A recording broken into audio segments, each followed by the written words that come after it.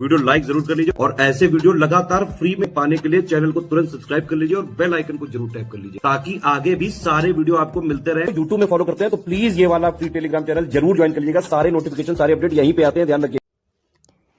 Hello everyone, welcome to ROARO by study for civil services, myself Alka Pandey.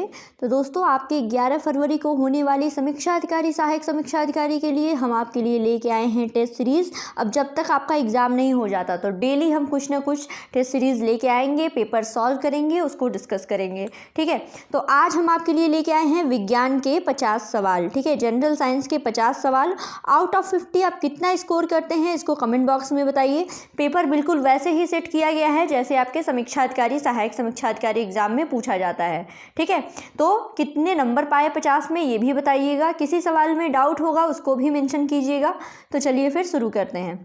पहला सवाल है कि निम्नलिखित में से सही विकल्प का चयन करना है। ठीक है, पहला है कि चालकों में तापमान में वृद्धि के साथ प्रतिरोध बढ़ता है। सेमीकंडक्टर में तापमान वृद्धि के साथ प्रतिरोध यानी रेजिस्टेंस जो है वो बढ़ता है। दूसरा, अर्धचालकों में तापमान वृद्धि के साथ प्रतिरोध कम होता है। सेमीकंडक्टर्स में प्रतिरोध कम होता है। और तीसरा दिया गया है स्टेटमेंट कि कुचालकों में यानी इंसुलेटर्स में तापमान वृद्धि के साथ प्रतिरोध कम होता है। पहला ऑप्शन दिया गया है 1 और 2 सही है। दूसरा 2 और 3 सही है। तीसरा 1, 2, 3 तीनों सही है। और डी दिया गया है कि इनमें से कोई नहीं। ठीक है, तो इसमें राइट ऑप्शन क्या होगा इसको फटाफट बताइए। तो देखिए डिस्कस करते हैं। तो देखिए इसका जो राइट आंसर है वो है 1, 2 और 3, यानी जो तीनों स्टेटमेंट दिए गए हैं कि तापमान वृद्धि के साथ चालकों में यानी कंडक्टर्स में प्रतिरोध बढ़ता है और सेमी कंडक्टर्स और इंसुलेटर यानी अर्धचालकों और कुचालकों में प्रतिरोध जो है कम होता है तापमान बढ़ाएं तो। इसके बारे में थोड़ा और डिस्कस करिए। तो देखिए जो रेजिस्टेंस होता है यानी प्रतिरोध होता है ये लंबाई के समानुपाती होता है, लेकिन जो क्षेत्रफल होता है उसके व्युत्क्रमानुपाती होता है। प्रतिरोध और जो तापमान है उसका कोई डायरेक्ट कोई संबंध नहीं है, कोई रिलेशन नहीं होता है। लेकिन हाँ, चालकों में अगर तापमान बढ़ाया जाएगा तो प्रतिरोध बढ़ेगा, वहीं अर्धचालकों और कुचालकों में तापमान बढ़ाने के साथ प्रतिरोध जो है वो कम होता है। ठीक, तो ये रहा पहला सवाल। अगले सवाल की तरफ बढ़ते हैं कि निम्नलिखित में से कौन सा उपयोग लेज़र का नहीं है।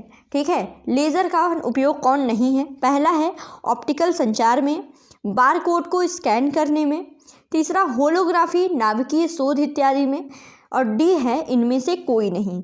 ठीक है, तो इसमें देखिए कौन सा लेजर का उपयोग नहीं है ये पूछा गया था, तो इनमें से कोई नहीं।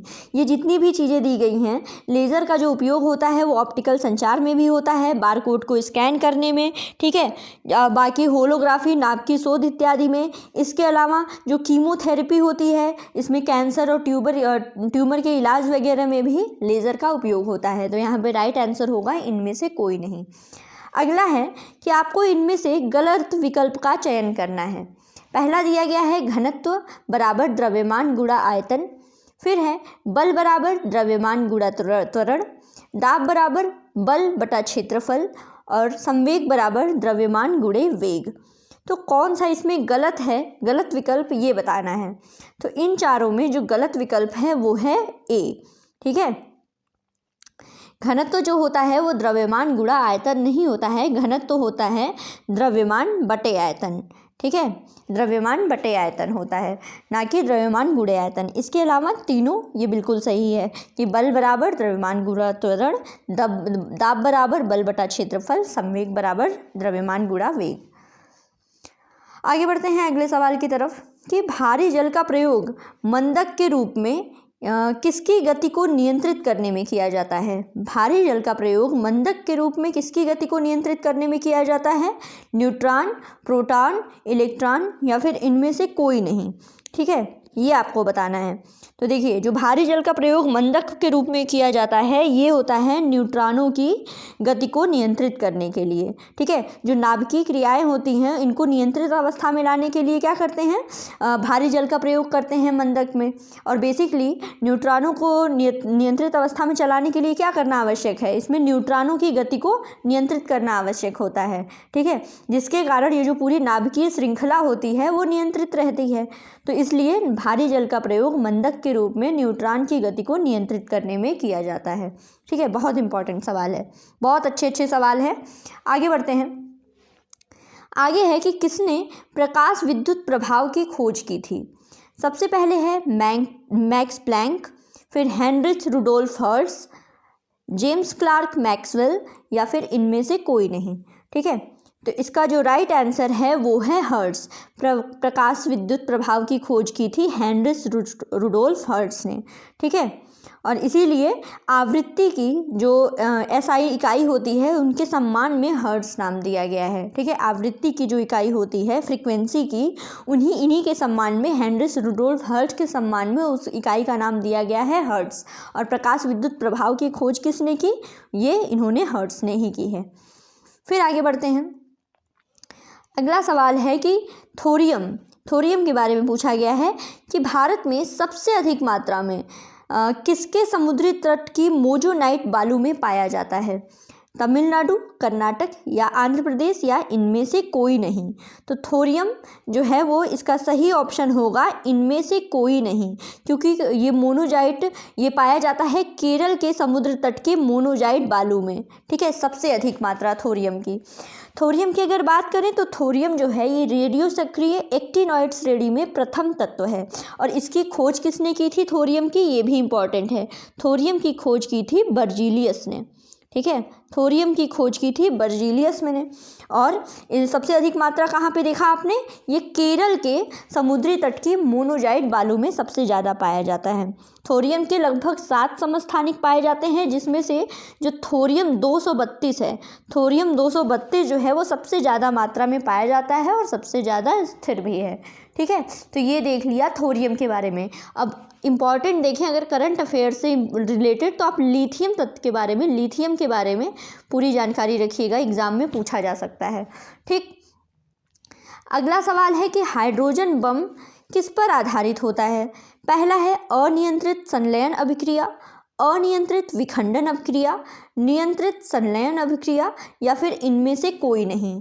हाइड्रोजन बम के बारे में पूछा गया है। ठीक है, ये आप लोगों को बताना है। तो देखिए इसका जो राइट ऑप्शन है, आंसर है वो है ऑप्शन ए, अनियंत्रित संलयन अभिक्रिया। हाइड्रोजन बम जो है वो अनियंत्रित संलयन अभिक्रिया पर आधारित होता है। ठीक, बैटरी का जीवन चक्र किस पर निर्भर करता है? ठीक है, पहला है डेप्थ ऑफ डिस्चार्ज, दूसरा है डिस्चार्ज दर, और तीसरा तापमान। ठीक है, ऑप्शन दिया गया है ए में 1 और 2, बी में 2, 3, सी में 1, 2, 3 और डी में दिया गया है इनमें से कोई नहीं। ठीक है, तो राइट ऑप्शन सही है इसमें सी, 1, 2 और 3। जो बैटरी का जीवन चक्र है ये डेप्थ ऑफ डिस्चार्ज, डिस्चार्ज दर और तापमान, इन तीनों पर निर्भर करता है। ठीक, अगला सवाल है, अगला है आइस क्यूब न्यूट्रिनो वेधशाला दुनिया की सबसे बड़ी न्यूट्रिनो टेलीस्कोप वेधशाला है, जिसका निर्माण कहाँ स्थान के अमुंडसेन स्कॉट दक्षिण ध्रुव स्टेशन पर किया गया है। ठीक है, आइस क्यूब न्यूट्रिनो वेधशाला के बारे में पूछा गया है कि ये कहाँ पर है, किसके अमुंडसेन स्कॉट दक्षिण ध्रुव स्टेशन पर है। तो ये ऑप्शन में दिया है ऑस्ट्रेलिया, आर्कटिका, अंटार्कटिका या फिर साइबेरिया। तो इसके बारे में जो सही आंसर है वो है अंटार्कटिका। ठीक है, इसके बारे में देखें तो जो आइस क्यूब न्यूट्रिनो वेधशाला है ये दुनिया की सबसे बड़ी न्यूट्रिनो टेलीस्कोप वेधशाला है, जिसका निर्माण अंटार्कटिका के अमुंडसेन स्कॉट दक्षिण ध्रुव स्टेशन पर किया गया है। इसको अंटार्कटिका में दक्षिण ध्रुव में लगभग 2500 मीटर नीचे बनाया गया है। ठीक है, दक्षिण ध्रुव पे लगभग 2500 मीटर नीचे बनाया गया है। ठीक, अगले सवाल की तरफ बढ़ते हैं। अगला सवाल है कि किसका उपयोग सौर सेल बनाने के लिए किया जाता है, जो कि प्रकृति में प्रचुर मात्रा में उपलब्ध है? Silicon, antimony, caesium. ऑप्शन में दिया गया है केवल 1, बी है केवल 2, ऑप्शन सी है 1 और 2 और ऑप्शन डी है 1, 2 और 3। ठीक है, तो देखिए इसका जो राइट आंसर है वो है ए, यानी केवल 1। सिलिकॉन का उपयोग सेल बनाने के लिए किया जाता है, जो कि प्रकृति में प्रचुर मात्रा में उपलब्ध है। लेकिन सौर सेल की अगर बात आएगी तो इसमें विशिष्ट ग्रेड के सिलिकॉन का उपलब्धता जो है वो सीमित है सौर सेल के लिए। लेकिन नॉर्मल जो सौर सेल है इसके उपयोग के लिए सिलिकॉन जो है वो प्रकृति में प्रचुर मात्रा में उपलब्ध है। आगे बढ़ते हैं अगले सवाल की तरफ। अगला सवाल है कि पेरिस्कोप के निर्माण में निम्नलिखित में से किसका उपयोग किया जाता है। एक दिया गया है प्रिज्म, दूसरा दर्पण, तीसरा उत्तल लेंस, चौथा अवतल लेंस।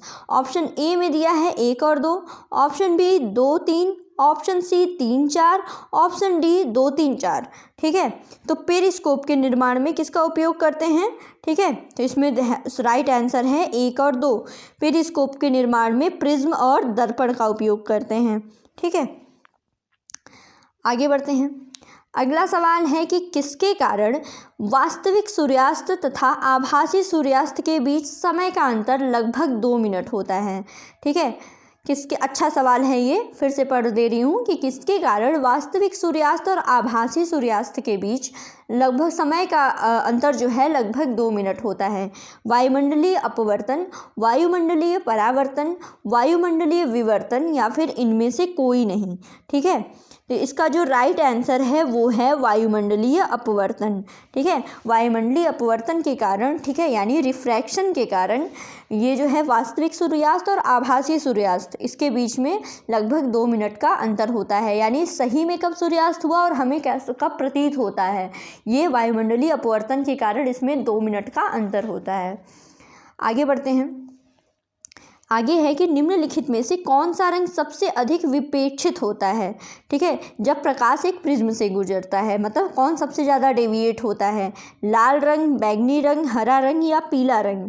ठीक है, तो ये बताना है। इसमें देखिए बैगनी रंग जो है वो सबसे अधिक विपेक्षित होता है। ठीक है, जब प्रकाश जो है एक प्रिज्म से गुजरता है, प्रकाश जब प्रिज्म से गुजरता है तो 7 भागों में बढ़ जाता है। इसमें जो बैगनी रंग होता है ना वो सबसे अधिक विपेक्षित होता है। और वहीं अगर सबसे कम विपेक्षित की अगर पूछा जाए, यही एग्जाम में पूछा जाए कि सबसे कम विपेक्षित कौन होगा, तो ये लाल रंग होगा। लाल रंग जो है सबसे कम डेविएट होता है, सबसे कम विपेक्षित होता है, और सबसे अधिक विपेक्षित होता है बैगनी रंग। ठीक, अगला सवाल देखते हैं। अगला सवाल दिया गया है कि प्रकृति में से निम्नलिखित में से कौन सी घटना पूर्ण आंतरिक परावर्तन के कारण घटित होती है। ठीक है, पूर्ण आंतरिक परावर्तन के कारण कौन सी घटना घटित होती है। आकाश का नीला होना, गहरे समुद्र के जल का रंग नीला होना, सूर्योदय सूर्यास्त के बीच सूर्य का लाल दिखाई देना या इनमें से कोई नहीं। पूर्ण आंतरिक परावर्तन के कारण कौन सी घटित होती है, तो इनमें से कोई नहीं। ठीक है, पूर्ण आंतरिक परावर्तन इसमें से कुछ नहीं होता है। पूर्ण आंतरिक परावर्तन का एग्जाम्पल लिया जाए तो इसमें देखिए ये है हीरे का चमकना, ये पूर्ण आंतरिक परावर्तन का एग्जाम्पल है। ठीक है, और ये जो घटनाएं दी गई हैं ये प्रकाश के प्रकीर्णन के कारण। ठीक है, प्रकाश के प्रकीर्णन के कारण आकाश जो है वो लाल दिखाई देता है, गहरे समुद्र का रंग नीला दिखाई देता है, और सूर्योदय और सूर्यास्त के समय सूर्य लाल दिखाई देता है। इसके कारण इसका जो रीज़न है वो इंग्लिश में देखें तो इसको बोलते हैं स्कैटरिंग ऑफ लाइट। ठीक है, और प्रकाश का प्रकीर्णन, ना कि पूर्ण आंतरिक परावर्तन। आगे बढ़ते हैं।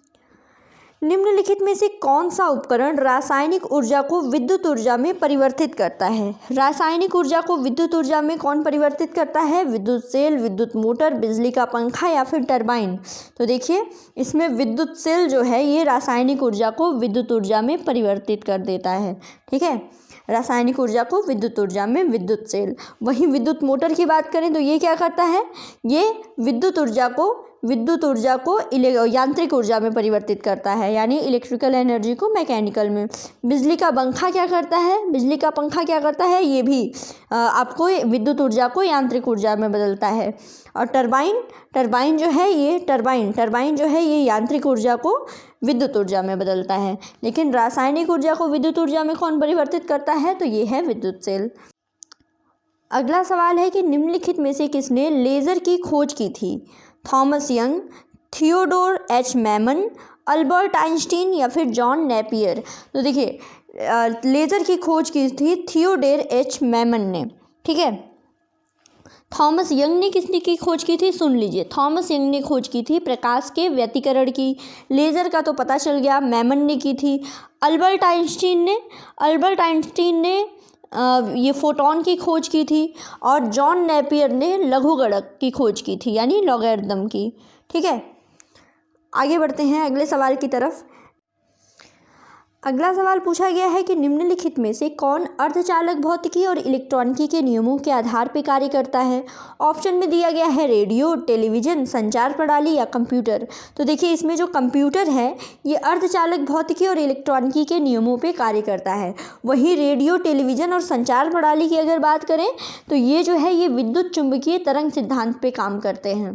ठीक, फिर आगे बढ़ते हैं अगले सवाल की तरफ। अगला सवाल है कि निम्नलिखित में से कौन सा जो तत्व है वो सबसे प्रबल आक्सीकारक पदार्थ है। ठीक है, ऑक्सीजन, फ्लोरीन, पारा या फिर ऑस्मियम।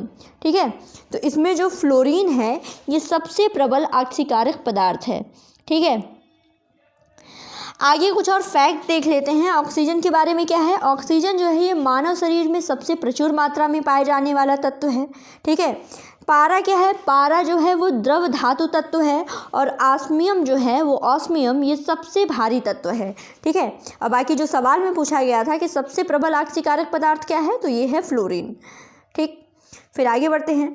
कौन सबसे अधिक क्रियाशील धातु तत्व है, गोल्ड, फ्लोरीन, सीजियम या फिर इनमें से कोई नहीं। ठीक है, तो सबसे अधिक क्रियाशील धातु कौन सी है, तो ये है सीजियम।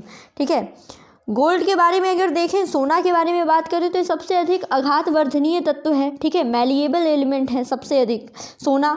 ठीक है, सबसे अधिक क्रियाशील अधातु तत्व अगर पूछेगा, जैसे इसमें एग्जाम में पूछा गया धातु, सबसे अधिक क्रियाशील धातु तत्व क्या है, तो सीजियम है। वही एग्जाम में अगर पूछे कि सबसे अधिक क्रियाशील अधातु तत्व क्या है, अधातु तत्व पूछ दे तो वो होगा फ्लोरीन। ठीक है, आगे बढ़ते हैं अगले सवाल की तरफ। अगला सवाल है हमारा कि वायुयान के लिए संचार उपकरण बनाने के लिए निम्नलिखित में से किसका उपयोग किया जाता है। ऑप्शन ए है नाइक्रोम, बी है फास्फोरस ब्रॉन्ज, सी एल्निको और डी है रोज मेटल। तो वायुयान में संचार उपकरण बनाने के लिए हम यूज़ करते हैं इसका फॉस्फर ब्रॉन्ज का। ठीक है, फॉस्फर ब्रॉन्ज का उपयोग होता है इनमें। वहीं अगर कुछ और फैक्ट्स देख लेते हैं, जैसे नाइक्रोम के बारे में अगर देखा जाए तो नाइक्रोम जो है ये विद्युत तापन अवयव बनाने में काम आता है। फास्फोरस ब्रॉन्ज के बारे में देख ही लिया कि वायुयान के संचार उपकरण बनाने में। एल्निको क्या है, एल्निको जो है ये चुंबकों के निर्माण के काम में आता है और रोज मेटल जो है ये स्वचालित फ्यूज़ बनाने के काम में आता है। तो इसको बस सुन लीजिएगा फैक्ट्स। ठीक है, आपको सुन के ही याद हो जाएगा। आगे है कि कौन सा लवण औद्योगिक सफाई अभिकर्ता के रूप में प्रयोग किया जाता है। कौन सा लवण औद्योगिक सफाई अभिकर्ता के रूप में उपयोग किया जाता है। ऑप्शन ए दिया है हाइड्रोजन सोडियम हाइड्रोक्साइड, बी है calcium hydroxide, C potassium hydroxide और डी है इनमें से कोई नहीं। ठीक है, तो इसमें राइट आंसर है आपका सोडियम हाइड्रोक्साइड। सोडियम हाइड्रोक्साइड का हम उपयोग करते हैं औद्योगिक सफाई अभिकर्ता के रूप में, और दूसरा बॉक्साइड अयस्क के शोधन के रूप में भी सोडियम हाइड्रोक्साइड का उपयोग होता है। ठीक है, दोनों याद कर लीजिएगा कि औद्योगिक सफाई अभिकर्ता और बॉक्साइड अयस्क के शोधन में। फिर आगे बढ़ते हैं अगले सवाल की तरफ कि पीएच मान के अनुसार निम्नलिखित विकल्पों में वह पदार्थ चुनें जो प्रकृति में सबसे कम अम्लीय हो। सबसे कम अम्लीय हमको पूछा गया है, ब्लैक कॉफ़ी, जठर रस, सोडा या फिर टमाटर। ठीक है, तो इसमें देखिए सबसे पहले तो सबसे कम अम्लीय इसमें क्या है, सबसे कम अम्लीय है ब्लैक कॉफ़ी। राइट आंसर है ब्लैक कॉफ़ी। ठीक है, वहीं इनके पीएच वैल्यू की अगर बात कर लें तो सबसे ज़्यादा अम्लीय क्या है, जठर रस है, जिसका मान होता है पीएच में 1.2 से लेकर के 2। उसके बाद सोडा है 3.2 से लेकर के 3.9। फिर उसके बाद टमाटर है 4 से लेकर के 4.4 और ब्लैक कॉफ़ी के पीएच वैल्यू होती है आपकी 4.5 से लेकर के 5.5। ठीक है, तो राइट आंसर क्या होता है आपका ब्लैक कॉफ़ी। आगे बढ़ते हैं। क्षारीय लवण का जलीय विलयन लाल लिटमस को क्या कर देता है। क्षारीय लवण का जलीय विलयन पूछा गया है, लाल लिटमस को काला करेगा, हरा करेगा, नीला करेगा या फिर सफ़ेद करेगा। क्षारीय विलयन, ठीक है, तो ये करेगा नीला। ठीक है, तो क्षारीय विलयन क्या होता है, क्षारीय विलयन लाल लिटमस को नीला कर देता है। वहीं अम्लीय लवण की अगर बात करें, अम्लीय लवण अगर होगा तो नीले लिटमस को लाल करेगा, और वहीं उदासीन लवण अगर होगा कि मतलब जो न अम्ल हो न क्षार हो, ये विलयन लिटमस पर कोई प्रभाव नहीं करता। ठीक है, तो क्षारीय वाला लाल को करेगा नीला, ठीक है, अम्लीय वाला नीला को लाल, और उदासीन कोई इफेक्ट नहीं। आगे बढ़ते हैं। पोटेशियम नाइट्राइट पोटेशियम नाइट्राइट का उपयोग निम्नलिखित में से किसके लिए नहीं किया जाता है? ठीक है, इसमें दिया गया है कि गन पाउडर के निर्माण में, संवेदनशील दांतों के लिए टूथपेस्ट के निर्माण में, रॉकेट ईंधन के ऑक्सीकारक के रूप में, और डी है टूथपेस्ट में झाग अभिकर्ता के रूप में। ठीक है, तो इसमें देखिए किसके लिए नहीं किया जाता है, तो ये राइट ऑप्शन है ऑप्शन डी, टूथपेस्ट में झाग अभिकर्ता के रूप में। पोटेशियम नाइट्रेट की अगर बात करें तो ये उर्वरक, कांच, गन पाउडर यानी बारूद एवं औषधि निर्माण और संवेदनशील दांतों के लिए दंतमंजन के निर्माण के रूप में, रॉकेट ईंधन के ऑक्सीकारक के रूप में इसका उपयोग किया जाता है। और रही बात दंतमंजन में यानी टूथपेस्ट में झाग अभिकर्ता के रूप में किसका उपयोग करते हैं, तो इसके लिए करते हैं सोडियम कार्बोनेट का उपयोग। याद कर लीजिएगा, सोडियम कार्बोनेट का उपयोग करते हैं। बाकी इन सब में पोटेशियम नाइट्रेट का उपयोग करते हैं। अगला सवाल पूछा गया है most important milk of magnesia से। मिल्क ऑफ मैग्नीशिया का उपयोग किसके रूप में किया जाता है? ठीक है, अपशिष्ट जल के उपचार में, अग्निरोधक के रूप में, या फिर प्रति अम्ल के रूप में। ऑप्शन ए दिया गया है 1 और 2, ऑप्शन बी दिया गया है 2 और 3, ऑप्शन सी है 1, 2 और 3, और ऑप्शन डी है नन ऑफ दीज, मतलब इनमें से कोई नहीं। तो इसका राइट आंसर है 1, 2 और 3, तीनों में। जो मिल्क ऑफ मैग्नीशिया है इसका उपयोग करते हैं अपशिष्ट जल के भी उपचार में, अग्निरोधक के भी रूप में, और प्रति अम्ल के रूप में। ठीक है, मिल्क ऑफ मैग्नीशिया को होता क्या है ये लिख लीजिएगा, बहुत इंपॉर्टेंट है। मिल्क ऑफ मैग्नीशिया होता है मैग्नीशियम हाइड्रोक्साइड। पेन ही नहीं चल रही है, इसको सुन लीजिए। मिल्क ऑफ मैग्नीशिया क्या होता है? मैग्नीशियम हाइड्रोक्साइड होता है। ठीक है, और इसका जो जलीय विलयन होता है इसको बोलते हैं, और बाकी इसका यूज़ तो देख लिया। आगे बढ़ते हैं। अगला सवाल है कि विद्युत केबलों के ताप रोधक के रूप में निम्नलिखित में से किसका उपयोग करते हैं? ठीक है, विद्युत बल्बों के इंसुलेटर ताप रोधक के रूप में मैग्नीशियम ऑक्साइड का, कैल्शियम हाइड्रोक्साइड, सोडियम हाइड्रोक्साइड या पोटेशियम हाइड्रोक्साइड। तो इसके लिए हम करते हैं मैग्नीशियम ऑक्साइड का उपयोग। ठीक है, मैग्नीशियम ऑक्साइड का उपयोग करते हैं विद्युत केबलों में ताप रोधक के रूप में। ठीक है, अब वहीं कैल्शियम हाइड्रोक्साइड का उपयोग किस लिए करते हैं? एग्जाम में बार बार पूछा गया है, विरंजक चूर्ण के निर्माण में। ठीक है, विरंजक चूर्ण क्या होता है? Bleaching powder. ये भी एग्जाम में बार बार पूछा है कि विरंजक चूर्ण क्या होता है? विरंजक चूर्ण होता है कैल्शियम हाइड्रोक्साइड। सोडियम ऑक्साइड का यूज़ क्या है? पेट्रोलियम के शोधक में और अपमार्जक के निर्माण में। ठीक है, अपमार्जक मतलब वही डिटर्जेंट। और पोटेशियम हाइड्रोक्साइड क्या होता है? ये क्षारीय बैटरियों में विद्युत अपघट्य के रूप में। ठीक है, सुन लीजिएगा। तो विद्युत केबल में तापरोधक के रूप में यूज़ करते हैं मैग्नीशियम ऑक्साइड का, और विरंजक चूर्ण इंपॉर्टेंट था कैल्शियम हाइड्रोक्साइड। ठीक, अब आपको सही विकल्प का चयन करना है।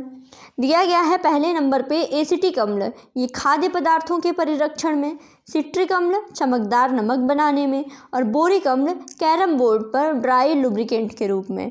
ए में दिया गया है 1 और 2, बी में 2 और 3, सी में 1 और 3, और डी में 1, 2 और 3। ठीक है, तो इसका राइट आंसर क्या है? ये है तीनों बिल्कुल सही है। एसिटिक अम्ल का उपयोग होता है खाद्य पदार्थों के परिरक्षण में, और सिट्रिक और बोरिक अम्ल का उपयोग भी बिल्कुल सही दिया गया है। ठीक, अगला सवाल है कि निम्नलिखित में से किस नियम के अनुसार स्थिर दाब पर गैस की निश्चित मात्रा का आयतन उसके ताप यानी परम ताप के समानुपाती होता है? ये कौन सा नियम है? ये अवोगाड्रो का नियम है, गैलुसैक का नियम है, चार्ल्स का नियम है, या फिर इनमें से कोई नहीं है? ये आपको बताना है। ठीक है, तो ये देखिए, ये जो नियम है ये है चार्ल्स का नियम। चार्ल्स का नियम क्या बोलता है कि स्थिर दाब पर गैस की निश्चित मात्रा का आयतन उसके परम ताप यानी ताप के समानुपाती होता है। ये चार्ल्स का नियम है। ठीक, आगे बढ़ते हैं। ग्राहम के विसरण नियम के अनुसार समान ताप एवं किस पर गैसों के विसरण की दर उन गैसों के घनत्व के वर्गमूल के व्युत्क्रमानुपाती है? ऑप्शन है दाब, द्रव्यमान, आयतन, या फिर इनमें से कोई नहीं। ठीक है, इसमें राइट आंसर है इसका दाब। ग्राहम का विसरण नियम क्या कहता है कि समान ताप और दाब पर गैसों की विसरण की दर उन गैसों के घनत्व के वर्गमूल के व्युत्क्रमानुपाती होती है। ठीक है, यहाँ पे समान ताप और समान दाब होने चाहिए। ठीक, आगे बढ़ते हैं। अगला है कि निम्नलिखित में से कौन सी धातु केवल अम्लों के साथ क्रिया करके हाइड्रोजन को विस्थापित करती है और हाइड्रोक्साइड बनाती है। ठीक है, अम्लों के साथ क्रिया करके क्या करेगी, हाइड्रोजन को विस्थापित करके बनाएगी हाइड्रोक्साइड। दिया गया है आयरन, कैडमियम, कोबाल्ट और टिन। तो ऑप्शन ए में दिया गया है 1 और 2, बी ऑप्शन बोलता है 2 और 3, सी बोलता है 2, 3 और 4 और डी कहता है ऊपर के सभी। ठीक है, तो इसमें राइट आंसर क्या है, ऊपर के सभी जो ये दिए गई हैं धातुएं, आयरन, कैडमियम, कोबाल्ट और टिन, ये सभी धातुएं केवल अम्लों से क्रिया करके हाइड्रोजन गैस विस्थापित करती हैं और हाइड्रोक्साइड का निर्माण करती हैं। ठीक, 30 सवाल कर लिए। सवाल आप सभी को अच्छे लग रहे होंगे, जैसे एग्जाम में पूछा जाता है वैसे ही है। कमेंट बॉक्स में बताइएगा क्या नहीं समझ में आया, कितना स्कोर हुआ सब। फिर आगे बढ़ते हैं कि निम्नलिखित में से कौन सा यौगिक प्रयोगशाला अभिकर्मक के रूप में प्रयोग किया जाता है। प्रयोगशाला अभिकर्मक कौन सा यौगिक होता है, silver nitrate, potassium nitrate, copper nitrate या फिर कैल्शियम नाइट्रेट। ठीक है, प्रयोगशाला अभिकर्मक क्या होता है, ये होता है सिल्वर नाइट्रेट। ठीक है, सिल्वर नाइट्रेट को क्या बोलते हैं, लूनार कॉस्टिक। ये प्रयोगशाला अभिकर्मक के रूप में इसका उपयोग करते हैं। ठीक, आगे बढ़ते हैं कि निम्नलिखित में से कौन सा उपयोग नीला कशिश का नहीं है। नीला कशिश का कौन सा उपयोग नहीं है, नीला कशिश क्या होता है, ब्लू विट्रोल के नाम से भी जिसको जानते हैं। कवकनाशी के रूप में, कीटाणुनाशी के रूप में, विद्युत लेपन में या फिर इनमें से कोई नहीं। ठीक है, कौन सा उपयोग नहीं है ये पूछा गया है, तो इनमें से कोई नहीं। ठीक है, नीला कशिश। ठीक है, कॉपर सल्फेट, इसको क्यूप्रिक सल्फेट भी कहा जाता है और पेंटाहाइड्रेट कॉपर सल्फेट को नीला थोथा या नीला कशिश कहा जाता है। नीला कशिश के अगर नाम की बात करें तो क्या इसका नाम है, इसका नाम है पेंटाहाइड्रेट कॉपर सल्फेट। ठीक है, नाम इसको लिख लीजिएगा। और इसका उपयोग आपका कवकनाशी के रूप में, कीटाणुनाशी के रूप में, विद्युत लेपन इत्यादि में किया जाता है। ठीक, अब आगे बढ़ते हैं अगले सवाल की तरफ। अगला सवाल क्या है कि अगला सवाल पूछा गया है कि क्रोम वैनेडियम स्टील के निर्माण में निम्नलिखित में से किस तत्व का उपयोग नहीं करते हैं। क्रोम वैनेडियम स्टील, तो आयरन, क्रोमियम, कॉपर या मैंगनीज। तो इसमें किसका उपयोग नहीं करते हैं, तो इसमें कॉपर का यूज़ नहीं होता है। ठीक है, अब क्रोम वैनेडियम स्टील जो है वो बनता कैसे है, देखिए इसमें आयरन होता है आपका 97 से लेकर के 98% तक। ठीक है, साथ में इसमें क्रोमियम मिलाते हैं आपके 0.8 से लेके 1.1% तक, और साथ में मैग्नीज रहता है। ठीक है, 0.7 से लेकर के 0.7 से लेकर के 0.9%, और इसके अलावा है इसमें कार्बन। ठीक है, 0.5%। इसमें कॉपर नहीं होता है, कॉपर की जगह होता है कार्बन। क्रोम वैनेडियम स्टील की अगर बात करें तो इसका उपयोग जो है ये स्प्रिंग और पहियों की धुरी बनाने के निर्माण में किया जाता है। ठीक, फिर अगला सवाल है कि पिच ब्लेंड निम्नलिखित में से किस धातु का अयस्क है। पिच ब्लेंड थोरियम का, मरकरी, जिंक या फिर यूरेनियम। तो देखिए पिच ब्लेंड जो है ये यूरेनियम का अयस्क है। ठीक है, पिच ब्लेंड यूरेनियम का अयस्क है। थोरियम का इंपॉर्टेंट महत्वपूर्ण अयस्क क्या है, मोनाजाइट। ठीक है, पारा का महत्वपूर्ण अयस्क क्या होता है, सिनेबार होता है। जिंक का क्या है, कैलामाइन है। और यूरेनियम का आपने देख ही लिया। आगे बढ़ते हैं, कौन सा हाइड्रोजन का एकमात्र ऐसा समस्थानिक है जिसमें न्यूट्रॉन नहीं पाया जाता है। ठीक है, प्रोटियम, ड्यूटेरियम, ट्रिटियम या फिर इनमें से कोई नहीं। तो ये है प्रोटियम। प्रोटियम जो है ये हाइड्रोजन का एकमात्र ऐसा समस्थानिक है जिसमें न्यूट्रॉन नहीं पाया जाता है। अब ड्यूटेरियम क्या होता है, ये अनेक जैव रासायनिक अभिक्रियाओं में सूचक के रूप में और भारी जल के निर्माण के रूप में उपयुक्त होता है। और ट्रिटियम या फिर ट्राइटियम क्या होता है, ये हाइड्रोजन का रेडियो सक्रिय समस्थानिक है। ठीक, तो तीनों की अलग अलग विशेषताएं भी देख ली आपने। अब आगे बढ़ते हैं अगले सवाल की तरफ कि निम्नलिखित में से कौन सा रोग विषाणु की वजह से नहीं होता है। ठीक है, कौन सा रोग है जो विषाणु की वजह से नहीं होता है, खसरा, चिकन पॉक्स, फ्लू या फिर हैजा। ठीक है, तो इसमें देखिए जो डी है हैजा, ये विषाणु की वजह से नहीं होता है। इसके अलावा खसरा भी होता है विषाणु की वजह से, चिकन पॉक्स, फ्लू सब होता है, लेकिन जो हैजा है ये जीवाणु की वजह से होता है। ठीक, अगला सवाल है कि निम्नलिखित में से किस रोग के संचरण का तरीका वायु और जल दोनों होते हैं? अतिसार, टाइफाइड, पोलियो या फिर हेपेटाइटिस ए। ठीक है, तो इसमें देखिए सी जो पोलियो है इसके संचरण का तरीका वायु और जल दोनों होते हैं। ठीक है, अतिसार कैसे फैलता है? अतिसार फैलता है जल से। टाइफाइड भी सिर्फ जल से फैलता है। हेपेटाइटिस ए भी सिर्फ जल से फैलता है, लेकिन पोलियो जो है इसके संचरण का तरीका वायु और जल दोनों है। फिर है अरुचि तंत्रिकांश। ठीक है, ये इसके किससे संबंधित रोग हैं? मांसपेशी, कान या फिर मस्तिष्क। ठीक है, तो ये जो है ये मस्तिष्क से संबंधित रोग है। अगर अरुचि तंत्रिकांश की बात करें तो एक प्रकार का मानसिक विकार होता है जिसमें व्यक्ति जो है ये अपने वजन बढ़ने से के डर से ग्रस्त रहता है। ठीक है, और इस रोग से जो ग्रसित व्यक्ति है वो क्या करते हैं? बहुत कम खाते हैं, क्योंकि उनको अपने वजन बढ़ने का डर होता है। ठीक है, अलग ही रोग है। फिर आगे बढ़ते हैं। अगला है कि कौन सा है विकल्प जो सही सुमेलित नहीं है? Vitamin B1 beriberi, B3 pellagra, B5 paraesthesia और B9 जो है वो अस्थि मृदुता। कौन सा इसमें सही सुमेलित नहीं है ये बताना है। ठीक है, तो ये है ये ऑप्शन डी विटामिन B9 अस्थि मृदुता। ये इससे संबंधित नहीं है। अस्थि मृदुता विटामिन डी से संबंधित है, ना कि विटामिन B9 से। इसके अलावा ये तीनों ऑप्शन बिल्कुल सही हैं। एक चीज़ इंपॉर्टेंट, इन सभी के ना साइंटिफिक नेम आप बताइए कि B1 का क्या होता है, B3, B5, B9 इनका साइंटिफिक नेम क्या होता है, इसको कमेंट बॉक्स में बताइए। ठीक है, आगे एक व्यक्ति जो डैश से पीड़ित है नेत्रदान कर सकता है। ठीक है, मधुमेह से पीड़ित व्यक्ति, हेपेटाइटिस बी से, जलभीति से या फिर तीव्र ल्यूकेमिया से। कौन सा ऐसा व्यक्ति है इनमें से जो नेत्रदान कर सकता है? ठीक, तो देखिए इसका जो सही ऑप्शन है वो है ऑप्शन ए, मधुमेह से पीड़ित व्यक्ति नेत्रदान कर सकता है। ठीक है, मधुमेह हुआ जैसे और उच्च रक्तचाप हुआ, इसके जो पेशेंट होते हैं, दमे के रोगी, ठीक है, या फिर ऐसे रोगी जिनको कोई संक्रामक रोग नहीं है, वो लोग नेत्रदान कर सकते हैं। ठीक है, इसके अलावा हेपेटाइटिस बी है, एड्स है, ठीक है, हेपेटाइटिस बी या सी कोई भी हो, जलभीति हो, तीव्र ल्यूकेमिया हो, ठीक है, धनुस्तंभ, हैजा, तानिका शोथ, मस्तिष्क शोथ, इन सब से अगर कोई संक्रमित हो या फिर जिनकी इनके कारण मृत्यु हुई हो, ऐसे लोगों को नेत्रदान नहीं करना चाहिए। वो लोग नेत्रदान नहीं कर सकते हैं। बेसिकली अगर संक्रामक रोग है तो नेत्रदान नहीं कर सकते हैं, संक्रामक रोग नहीं है तो नेत्रदान कर सकते हैं। ठीक, अगला है कि किसने राइबोसोम की खोज की थी? परनेर ने, वॉल्टर फ्लेमिंग ने, जॉर्ज ई पलाडे ने या फिर डुजार्डिन ने। ठीक है, तो इसमें बताइए राइबोसोम की खोज किसने की थी? तो राइबोसोम की खोज की थी जॉर्ज ई पलाडे ने। ठीक, परनेर ने किसकी खोज की है? तो इन्होंने स्फेरोसोम्स की खोज की। ठीक है, वॉल्टर फ्लेमिंग ने किस चीज़ की खोज की है? क्रोमैटिन की।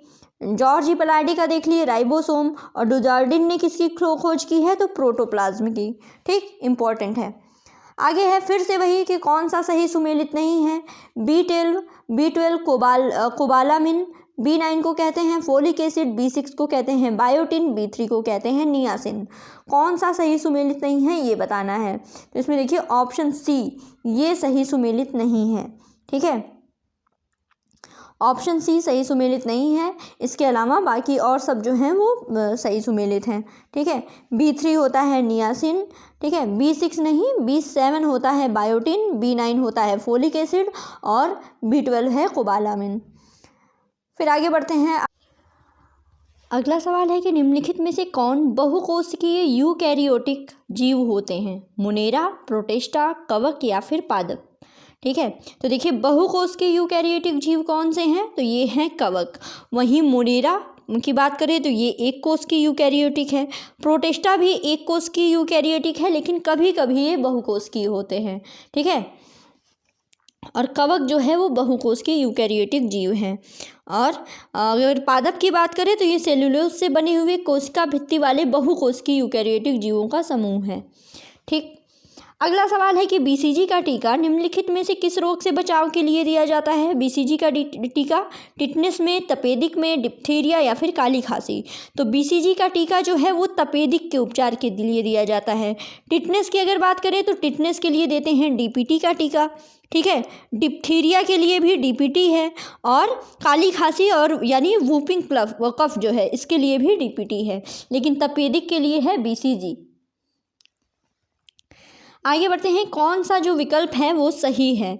सबसे बड़ा एंजियोस्पर्म पौधा लिम्ना, प्ररोह रहित पादप राइजोफोरा, सबसे छोटा ब्रायोफाइटा डावसोनिया, सबसे बड़ा पादप अंडा जियोप्सिस, ठीक है। तो इसमें जो सही विकल्प है वो है ऑप्शन बी, प्ररोह रहित पौधा है राइजोफेरा, ठीक है।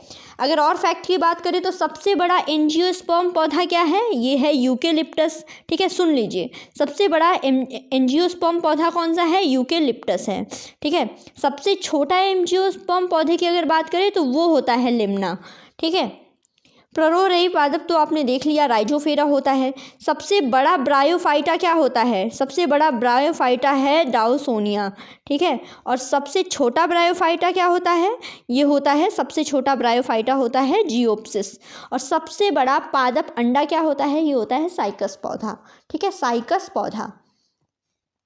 सुन लीजिएगा, नोट्स बना लीजिएगा। आगे देखते हैं, अगला है लैक्राइमल ग्रंथियों में, लैक्राइमल ग्रंथियाँ किस में पाई जाने वाली ग्रंथियाँ होती हैं। लैक्राइमल ग्रंथियाँ कान में पाई जाती हैं, नाक में, नेत्र में या फिर मस्तिष्क में। तो देखिए, ये जो ग्रंथियाँ हैं ये पाई जाती हैं नेत्र में, ठीक। अगला सवाल है कि निम्नलिखित में से गलत विकल्प का चयन करना है आपको, ठीक है। मोरी कल्चर होता है सहतूत की खेती, पोमोलॉजी फलों की खेती, ओलेरी कल्चर जैतून की खेती या हेली कल्चर घोंघे की खेती। तो इसमें गलत है ओलेरी कल्चर, ठीक है। ओलेरी कल्चर क्या होता है, ओलेरी कल्चर होता है सब्जियों की खेती, ना कि जैतून की खेती। इसके अलावा सब सही है, मोरी, सहतूत, पोमो फसल, हेली घोंघे की खेती, ठीक। अब कौन सा विकल्प जो है वो सही नहीं सुमेलित है, ठीक है, ये बताना है। सबसे बड़ा अंग हो गया त्वचा, सबसे व्यस्त हो गया यकृत, सबसे बड़ी हड्डी फीमर, सबसे छोटी हड्डी स्टेप्स। कौन सा नहीं सही सुमेलित है, तो यहाँ पे बी गलत है। सबसे व्यस्त अंग कौन सा होता है, हृदय होता है, हृदय सबसे व्यस्त होता है। इसके अलावा सब सही है, ठीक। अगला सवाल है कि गलत विकल्प का आपको चयन करना है। मर्मिकोलॉजी क्या है, पादप जीवाश्मों का अध्ययन, वायरोलॉजी विषाणुओं का अध्ययन, बैक्टीरियोलॉजी जीवाणुओं का अध्ययन, और ऑर्थिनोलॉजी पक्षियों का अध्ययन। गलत विकल्प इसमें क्या है, इसमें ए जो है ये गलत विकल्प है। मर्मिकोलॉजी क्या होता है, मर्मिकोलॉजी होता है चींटियों का अध्ययन, ठीक है, ना कि पादप जीवाश्मों का अध्ययन, ठीक। और पादप जीवाश्मों का अध्ययन क्या होता है, ये होता है पैलियोबॉटनी, ठीक। और आज का आखिरी सवाल है हमारा कि कौन सा जो विकल्प है वो सही सुमेलित है, ठीक। तो खाने योग्य भाग दिए हैं, पौधा दिए हैं, तना पालक, पत्तियां आलू, जड़ मूली, फूल शकरकंद। कौन सा सही सुमेलित है, इसमें ऑप्शन सी जो है जड़ मूली, मूली जो होती है जड़ होती है, ये सही सुमेलित है, ठीक। अगर इसमें देखें तना में कौन सा खाद्य पदार्थ तना होता है, तो उसमें गन्ना आता है, प्याज है, आलू है, ठीक है। आलू क्या है, आलू तना है। आगे पत्तियों की अगर बात करें तो देखिए पालक पत्ती है, इसके अलावा सरसों मेथी ये सब पत्तियां हैं। जड़ में मूली के अलावा गाजर होता है, चुकंदर है, शकरकंद है। फूल में फूल गोभी है, पत्ता गोभी है, ठीक है, ये सारी चीज़ें हैं।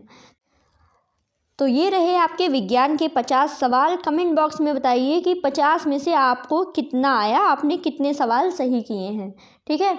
तो ऐसे ही अब आपको टेस्ट सीरीज़ प्रोवाइड कराई जाएगी जब तक आपका एग्ज़ाम नहीं हो जाता है। बिल्कुल आरओ के लिए लगे रहिए। और हाँ, अगर आप पीसीएस की भी तैयारी कर रहे हैं तो ये टेस्ट सीरीज़ आपके लिए बहुत ज़्यादा इंपॉर्टेंट है, क्योंकि सिलेबस तो लगभग सेम ही है, ठीक है। तो बस पढ़ते रहिए, बिल्कुल तैयार रहिए। अब आज से डेली आपकी टेस्ट सीरीज़ का सिलसिला चलता रहेगा, बस पढ़ते रहिए, सिलेक्शन लीजिए। Thank you so much.